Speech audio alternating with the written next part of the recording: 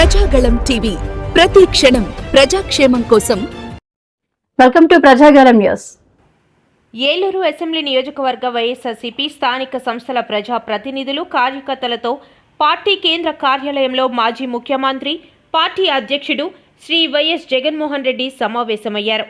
గతంలో ఒకసారి ఇలా నియోజకవర్గాల వారీగా సమావేశాలు నిర్వహించారు. కొంతకాలం తర్వాత తిరిగి ఏలూరు నియోజకవర్గంతో ఆ తరహా సమావేశాలు ప్రారంభించారు. ఇక నుంచి ప్రతి వారం ఒక్కో నియోజకవర్గ కార్యకర్తలతో సమావేశమవుతానని ఈ సందర్భంగా శ్రీ వైఎస్ జగన్ ప్రకటించారు. ఏలూరు అసెంబ్లీ నియోజకవర్గం వైఎస్ఆర్సీపీ స్థానిక సంస్థల ప్రజా ప్రతినిధులు కార్యకర్తల సమావేశంలో శ్రీ వైఎస్ జగన్ ఏం మాట్లాడారంటే, పంపిస్తూ ఉన్నారు. పోలీసు వ్యవస్థ ఎప్పుడు చూడని విధంగా దుర్వినియోగం అయిపోయిన పరిస్థితులు మొట్టమొదటిసారిగా చూస్తూ ఉన్నాం. ఇవన్నీ కూడా ఈరోజు మనకు కనిపిస్తూ ఉన్నాయి. మరోవైపున పాలన ఎలా సాగుతూ ఉందని ఒకసారి చూస్తే, పాలనలో ప్రతి ఇంట్లో కూడా ఈరోజు చర్చనీయాంశంగానే ఉంది. ప్రతి ఇంట్లో కూడా ఈరోజు చర్చ జరుగుతూ ఉంది. జగన్ ఉన్నప్పుడే బాగుండేది, కనీసం ఆయన ప్రతి నెల ఏదో బటన్ నొక్కుతూ ఉన్నాడు,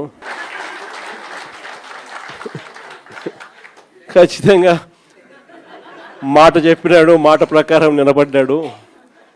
ఈరోజు జగన్ పోయాడు, చంద్రబాబు నాయుడు ఏమో బిర్యానీ పెడతానని మోసం చేశాడు, ఉన్న పలావు పోయింది, ఇప్పుడు బిర్యానీ కూడా పోయింది అని చెప్పి ఈరోజు ప్రతి ఇంట్లో కూడా చర్చనీయాంశం జరుగుతూ ఉంది.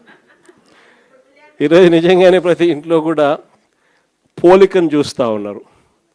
ఆ రోజు ఇదే రాష్ట్రం, ఇదే బడ్జెట్, ఇదే పరిస్థితుల్లో అప్పుడు ఇంకా దారుణమైన పరిస్థితులు, కోవిడ్ వచ్చి 2 సంవత్సరాలు అతి దారుణమైన పరిస్థితులు ఉన్నప్పటికీ కూడా ఎప్పుడూ కూడా ప్రభుత్వ కష్టాలను ఎప్పుడూ ప్రజలకు చూపించి ఎప్పుడూ కూడా పథకాలను ఎగరగొట్టాలి అని చెప్పి ఏ రోజు మన ప్రభుత్వం ఎప్పుడు ఆలోచన చేయలే.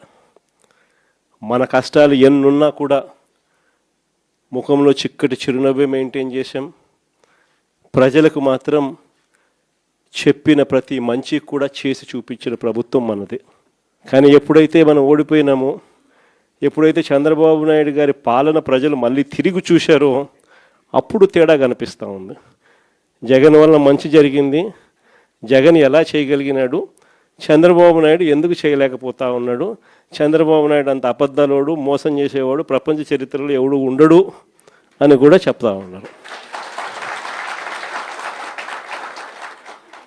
ఒకవైపున ఉన్న పథకాలన్నీ రద్దయిపోయాయి, మరోవైపున ఈయన చెప్పిన సూపర్ 6లు సూపర్ 7లు అన్నీ మోసాల కింద తేలిపోయాయి. ఇంకొక అడుగు చూస్తే వ్యవస్థలన్నీ కూడా పూర్తిగా నీరు గారిపోయినాయి, నిర్వీర్యమైపోయినాయి.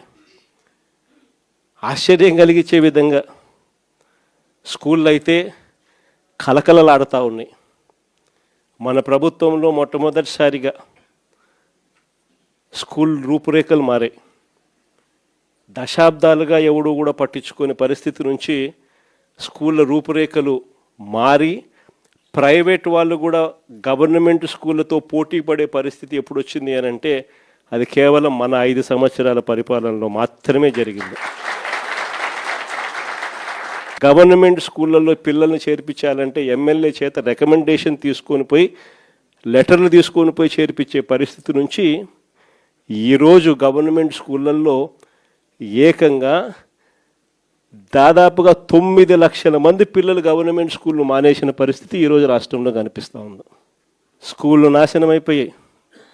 పెద్ద చదువులు చదువుతూ ఉన్న పిల్లలు ఫీజు రీయింబర్స్మెంట్ లేక 8 క్వార్టర్స్, జనవరి, ఫిబ్రవరి, మార్చికి సంబంధించిన క్వార్టర్ మామూలుగా ఏప్రిల్లో వెరిఫై చేసి మేలో ఫీజు రీయింబర్స్మెంట్ ఇచ్చేసేయాలి.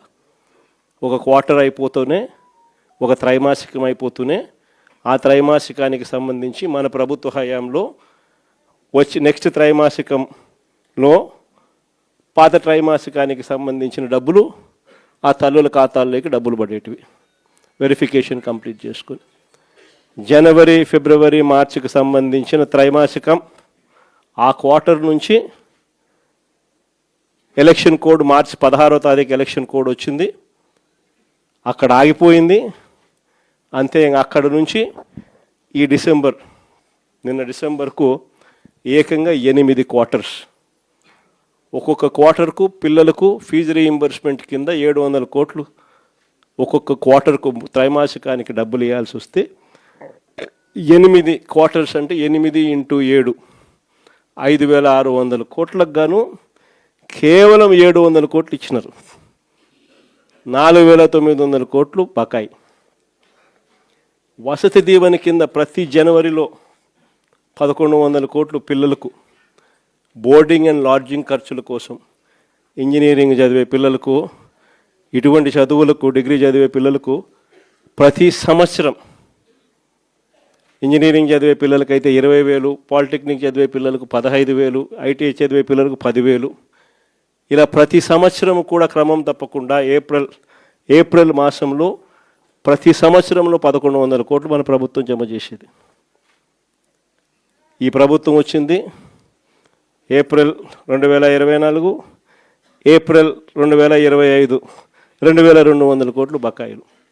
ఈరోజు పిల్లలు చదువులు మానేసి ఫీజులు కట్టలేక పిల్లలు చదువులు మానేస్తూ ఉన్న పరిస్థితులు, తల్లిదండ్రులు ఇబ్బందులు పడుతూ ఉన్న పరిస్థితులు, చదువుల రంగం పూర్తిగా నాశనం అయిపోయి ఆంధ్ర రాష్ట్రంలో చదవాలి అని అంటే అప్పుల పాలయ్యే పరిస్థితిలోకి ఈరోజు రాష్ట్రంలో మన పిల్లలు కనపడతా ఉన్నారు. వైద్య రంగం గురించి నేను చెప్పాల్సిన పనుల, ఆరోగ్యశ్రీ అనేది తెరమరుగైపోయింది. ఏకంగా నెలకు 300 కోట్ల రూపాయలు ఖర్చు అవుతుంది ఆ పథకానికి. ప్రతి పేదవాడికి, ప్రతి మధ్యతరగతి వారికి ఏకంగా 25 లక్షల దాకా ఉచితంగా పేదవాడికి వైద్యం అందించే పరిస్థితి మన ప్రభుత్వం.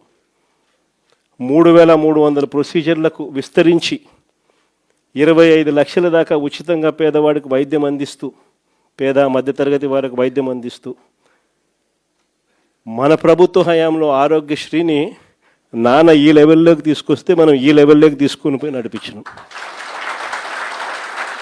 ఈ రోజుకి దాదాపుగా 20 నెలలు × 300 కోట్లు అంటే దాదాపుగా 6,000 కోట్లు. ఈ రోజుకి కూడా బకాయిలు ఎంత ఉన్నాయనంటే 4,000 కోట్లు పైచులకు ఈ రోజుకి కూడా బకాయిలు. నెట్వర్క్ హాస్పిటల్ బోర్డులు తిప్పేసాయి, పేషెంట్లను మేము చూడము అని చెప్పేస్తూ ఉన్నారు. ఈరోజు ఆరోగ్యశ్రీ అనేది హాస్పిటల్లో కనపడని పరిస్థితుల్లోకి చంద్రబాబు నాయుడు ప్రభుత్వంలో జరుగుతూ ఉంది. 104, 108 మన ప్రభుత్వ హయాంలో కోవిడ్ టైంలో కూడా ఫ్లాగ్ చేసి 104, 108 వెహికల్ మొత్తం పంపించి కొత్త వెహికల్స్ తీసుకొని వచ్చి ప్రతి మండలానికి పంపించిన కార్యక్రమం మందైతే ఇప్పుడు ఆ వెహికల్స్ అన్నీ కూడా పడకేసినాయి. తెలుగుదేశం పార్టీకి సంబంధించిన డాక్టర్ల వింగ్ హెడ్ అంటే ఎవడో కేవలం 5 కోట్ల రూపాయలు కూడా లేనోడు 104, 108 వాహనాలు కాంట్రాక్ట్ ఇచ్చినారు. పూర్తిగా బండ్లన్నీ పడుకున్నాయి, స్కాములు చేసినారు. పూర్తిగా బండ్లు రాక ఈరోజు 104, 108కి ఫోన్ చేస్తే 2 గంటల తర్వాత వస్తామని చెప్తున్నారు. 108కి ఫోన్ చేస్తే ఆరోగ్యశ్రీ అన్నది పూర్తిగా పడకేసింది. వైద్యం అన్నది పేదవాడికి అందకుండా పోయే పరిస్థితిలోకి వచ్చింది. గవర్నమెంట్ ల్యాండ్, గవర్నమెంట్ బిల్డింగులు, పనిచేసే స్టాఫ్ గవర్నమెంట్ స్టాఫ్, జీతాలు ఇచ్చేది గవర్నమెంటు, స్కాములు చేస్తూ ప్రైవేట్ వాళ్ళకి ఇస్తున్నాడు. ఉట్టి జీతాలకే ఆ మెడికల్ కాలేజీలలో సంవత్సరానికి నెలకు 5 కోట్ల రూపాయలు ఒక్కొక్క కాలేజీలో అవుతుంది. సంవత్సరానికి 60 కోట్లు, 2 ఏళ్ళకు 120 కోట్లు గవర్నమెంట్ మెడికల్ కాలేజు ప్రైవేట్ వాళ్ళకి ఇచ్చి చంద్రబాబు నాయుడు 120 కోట్లు వాళ్ళకి ఎన్నికిస్తాడంట. ఇది ఎక్కడైనా మీరు విన్నారా? గవర్నమెంట్ది ల్యాండు, గవర్నమెంట్ది బిల్డింగులు, గవర్నమెంట్ స్టాఫు, జీతాలు ఇచ్చేది గవర్నమెంటు, నడిపేదేమో ప్రైవేటు, లాభాలేమో ప్రైవేటు కంట.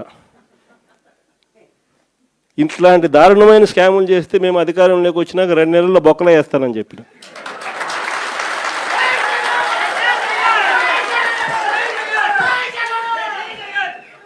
మనం ఎప్పుడైతే ఆ మాట చెప్పినామో అప్పుడు ఒక్కడు కూడా ఆ స్కాములు లేక మేము రాము, మాకు చంద్రబాబు నాయుడు ఈ కాలేజీలు వద్దు అని ఏకంగా చంద్రబాబు నాయుడుకి చెప్తా ఉన్న పరిస్థితులు మొట్టమొదటిసారి.